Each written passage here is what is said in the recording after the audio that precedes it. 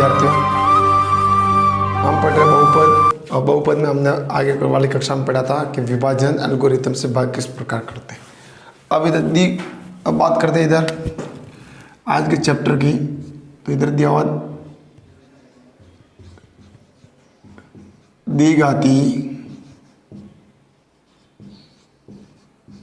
बहुपद को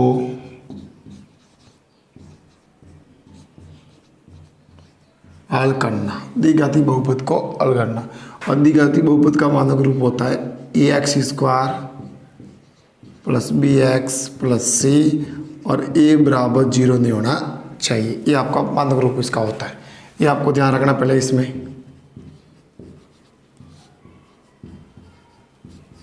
अब इसमें दिया आपका द्विघाती बहुपद दिया हुआ है, इसको द्विघाती समीकरण भी कहते हैं।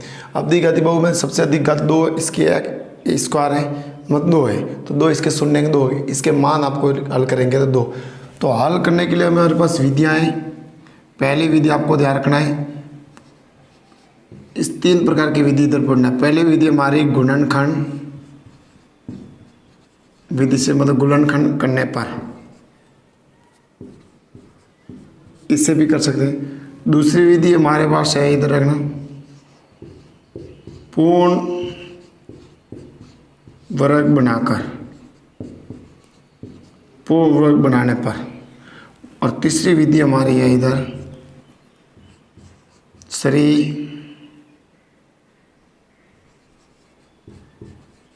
आचार्य श्री। तीसरी विधि इसमें आप याद रखते हैं, हम जो आपकी किताब में दिया हुआ है, श्रीधर आचार्य, या जिसको बोलते हैं द्विघाती सूत्र, श्रीधर आचार्य या द्विघाती सूत्र। सूत्र का ऐसा सूत्र होता है इसमें x बराबर -b plus minus under root b square -4ac बटे 2। ये आपका फॉर्मूला इसमें से याद रखना है। ये मानक रूप से तुलना करने पर मान निकालते हैं ए बी सी और ये मान इसमें पुट करते हैं, रखते हैं। तो ये आप श्रीधर आचार्य द्विघाती सूत्र में इसी, तो हमें दिया 3 विधि हम पढ़ते हैं। तो आज हम सबसे पहले विधि पढ़ेंगे कि द्विघाती समीकरण को गुणनखंड विधि से हल किस प्रकार करना। टुकड़े करने वाली विधि, गुणनखंड, गुणे के रूप में इसके टुकड़े करना। अब इसका मानक रूप भी आपको याद रखना है, इसका मानक रूप होता है। तो सबसे पहले हल करते समय गुणनखंड विधि में आपको ध्यान रखना है, यदि कोई भी समीकरण, कोई भी बहुपद यदि मानक रूप में नहीं है तो उसको सबसे पहले मानक रूप में लाना है तो आपको टुकड़े कर सकते हैं। यदि मानक रूप में नहीं है तो आपको वज्र गुणा करके, पक्षांतर करके, कैसे भी करके सबसे पहले आपका काम होगा कि भाई जो भी द्विघाती बहुपद है उसका मानक रूप में लाना। मानक रूप में लाने के बाद उसको गुणनखंड करेंगे। तो इसी के आधार पर हम पढ़ते हैं आज। तो सबसे पहले हम गुणनखंड विधि जो आगे हम कर भी चुके हैं, तो देखते हैं सबसे पहले गुणनखंड विधि। तो इधर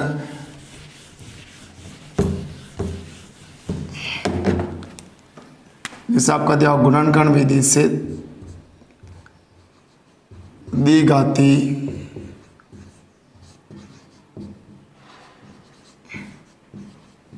बहुपदों को गुणनखंड विधि से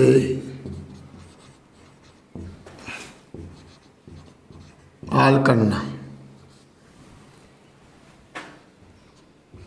जैसे इसका पहला सवाल दिया हुआ है, द्विघाती को गुणनखंड विधि से हल करना।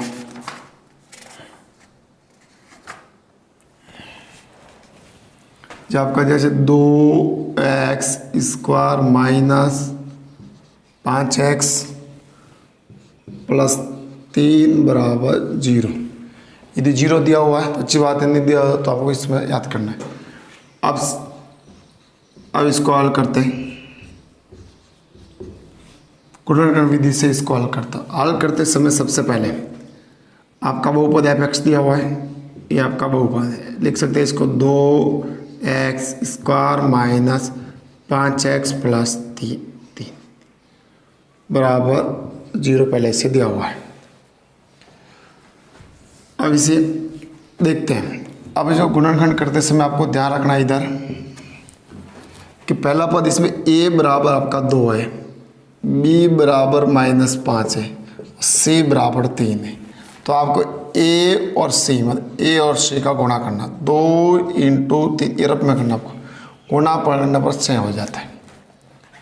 फिर आपका b इधर -5, 20 वाला पद मतलब x का गुणांक, इस पद का टुकड़े करना आपको हमेशा ध्यान। टुकड़े किस पद का करना है? गुणनखंड करना आपको x के गुणांक का। x के गुणांक 5 मतलब b का मान, तब 5 है गुणा। ऐसी स्थिति हम करना इधर कि गुणा जोड़ने पर तुम्हें सही है 2 और 3, 2 और 3 गुणा करने पर 6 और जोड़ने पर प्लस के 5, तो दोनों को माइनस कर देता हूँ, तो दोनों माइनस के हो जाए 6 हो गया, और जोड़ने पर दोनों माइनस के 5 सही है। तो इस पर आपको टुकड़े करना, तो 5 के टुकड़े के रूप में हम इस प्रकार लिखते हैं। तो इधर लिखेंगे 2x square minus 2x minus 3x plus 3 बराबर 0। अब इधर 2 के जोड़े बना देते इधर। इन दोनों में कॉमन आ रहा 2x, तो पीछे रहा x माइनस 1, इधर आ रहा कॉमन आ रहा 3, तो x माइनस 1, दोनों में x माइनस 1। अब आगे इसमें x माइनस 1 कॉमन ले लिया, तो पीछे रहा 2x माइनस 3, ये भी आपका हो गया। अब देखो इधर 2x माइनस 1 आगे ले लिया, तो इस पूरे ग्रुप में से बचा 2x और इसमें से बचा 3। अब इधर दोनों को 0 के बराबर रखना है, तो आर करते समय x माइनस 1 0 या 2x माइनस 3 0, ये 0 के बराबर रखा तो हमको पता है x बराबर 1, इसको रखा तो x बराबर यहाँ करके प्लस तो माइनस से प्लस 3/2, तो x के मान हमारा है 1/3/2। एक इसके शून्यांक है मतलब मूल है, मूल भी कह सकते हैं, शून्यांक भी कह सकते हैं और मान भी कर सकते हैं। तो इस प्रकार दी जाती गुणनखंड विधि से हम इसको हल करते हैं। आगे देखो इसका एग्जाम्पल और एक लेते हैं, दिया हुआ इसमें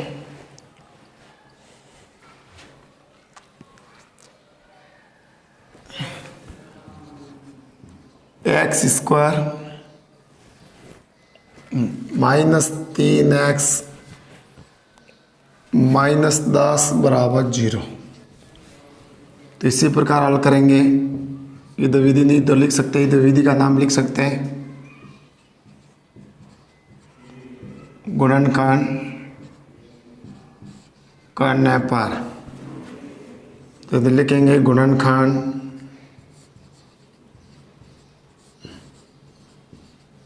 करने पर f(x) आया हमारे इधर x square minus 3x minus 10 बराबर 0।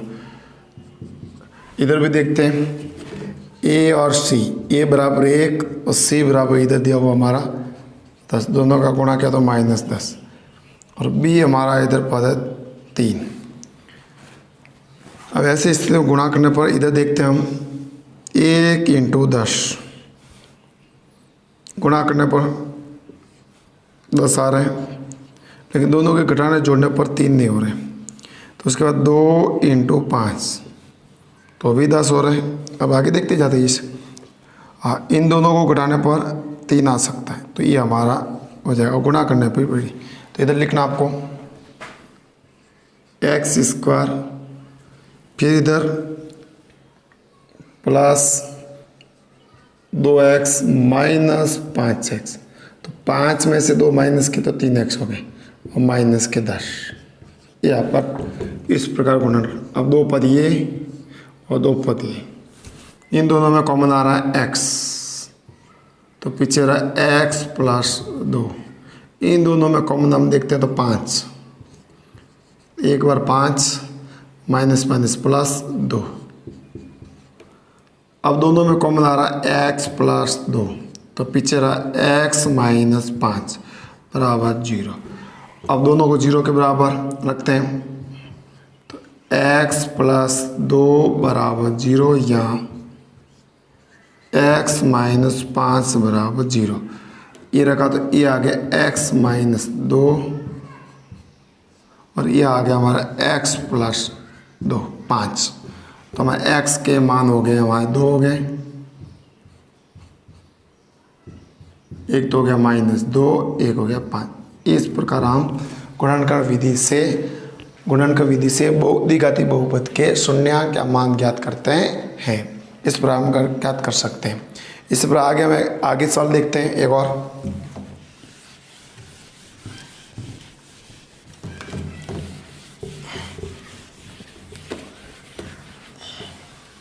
अब एग्जाम्पल इसका तीसरा देखते हैं हम। ये आपका जैसे तीसरा सवाल, ये अंडर रूट वाला सवाल ध्यान रखना। तो under root 3x² plus 10x 7 under root 3 बराबर 0, ये आपका दिया हुआ है। गुणनखंड से हल करना है, तो इधर लिखेंगे गुणनखंड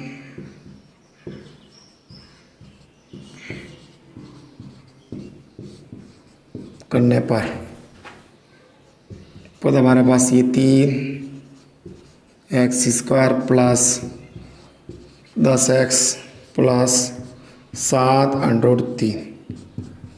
अब इस पद के टुकड़े करते समय हमको ध्यान रखना ए हमारा अंडर रूट 3 और सी हमारा 7 अंडर रूट 3। तो अंडर रूट 3 से 3 गुणा हो गया, तो 3 इंटू 7 इंटू 2 बराबर 21। गुणा करने पर 21। अब इधर गुणा करने पर 21 और जोड़ने पर 10। तो सबसे पहले हम गुणा करने पर 21 संख्या कौन सी आती है, कहते देखते हैं हम। 3 इंटू 7 दोनों का गुणा करते हैं 21 आ रहा है, और दोनों को यदि ऐड करते हैं जोड़ते हैं तो भी 10 आ रहा है। तो ये हमारा सही हो गया। तो 3 इंटू 7 तो हम लिख सकते हैं इधर under root 3x² 3x 7x plus 7 under root 3 बराबर 0। अब इन दोनों में और इन दोनों में देखते हैं कि भाई हम 3 को दिया हुआ है, तो मैं इसको ऐसे लिख सकता under root 3 into under root 3 ऐसे लिख सकता हूँ। अब इसमें से अंडर रूट 3 मैंने कॉमन ले लिया, जैसे यहाँ अंडर रूट 3 है तो इसमें भी तो अंडर रूट 3 है, तो मैंने अंडर रूट 3 कॉमन ले लिया, अंडर रूट 3x कॉमन ले लें, तो पीछे इसमें से बचेगा x और x तो बाहर आ गया, तो इस 3 में से तो इसको लेके एक बार आ गया, तो पीछे बचा अंडर रूट 3। वापस देख लो, यदि 3 को हम लिख सकते under root 3 into under root 3 बाहर आ गया, तो पीछे क्या बचा अंडर रूट 3। तो लिख सकता हूँ इधर अंडर रूट 3 प्लस इन दोनों में 7 दिख रहा आपको, तो 7 कॉमन आ गया, तो पीछे रहा x अंडर रूट 3। अब इधर ध्यान रखना है इन दोनों में समान संख्या आनी चाहिए, समान गुणनखंड आना चाहिए। अब इन दोनों में हम देखते हैं, इन दोनों में तो हमारे x प्लस अंडर रूट 2 इसमें भी है, x प्लस अंडर रूट 2 इसमें भी है, तो इधर लिखेंगे x प्लस अंडर रूट 3, ये कॉमन आ गया, तो पीछे रहा अंडर रूट 3x प्लस 7, दोनों को 0 के बराबर रखते हैं।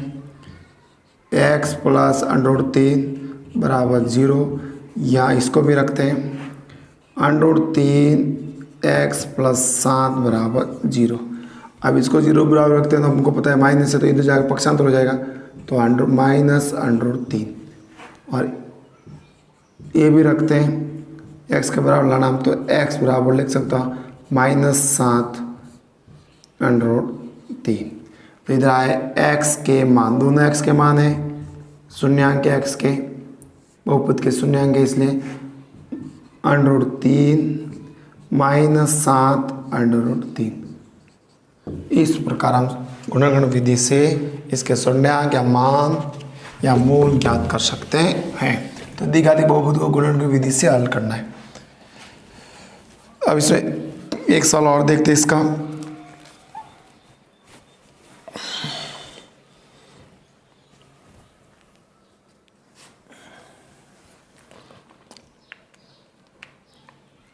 अब इस सवाल थोड़ा अलग से, चौथा एग्जाम्पल थोड़ा अलग से दिया हुआ है। इधर 1/x-2 प्लस 2/x-1 बराबर 6/x। ये आपका किताब के अनुसार सवाल लिया हुआ है। इसी को हम देखते हैं और कह रहा है कि x नॉट बराबर 1/2 नहीं होना चाहिए। अब इसकी लिमिट दी हुई है तो हम अलग है। अभी हमारी द्विघाती है नहीं है तो भी सवाल में दिया हो तो द्विघाती हम नहीं दिख रहा है, लेकिन है इधर। तो सबसे पहले तो ये मानव ग्रुप में नहीं है। अभी तक जो आगे सवाल हमने किए वो सभी मानव ग्रुप में थे डायरेक्ट, लेकिन ये मानव ग्रुप में नहीं। तो सबसे पहला काम होगा हमें इधर समीकरण को मानव ग्रुप में बदलना।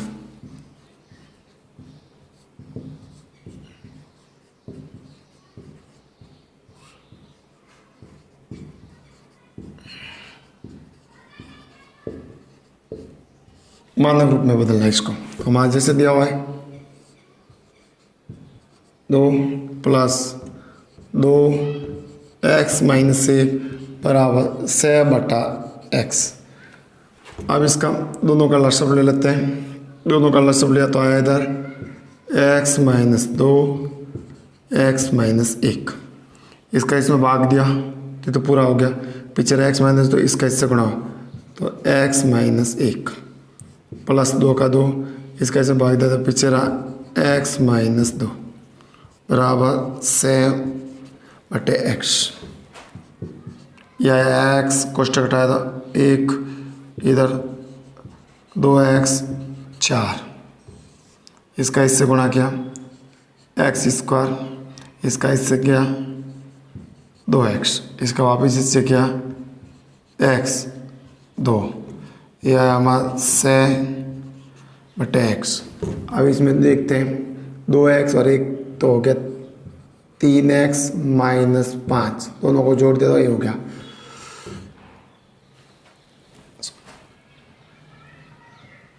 सही है।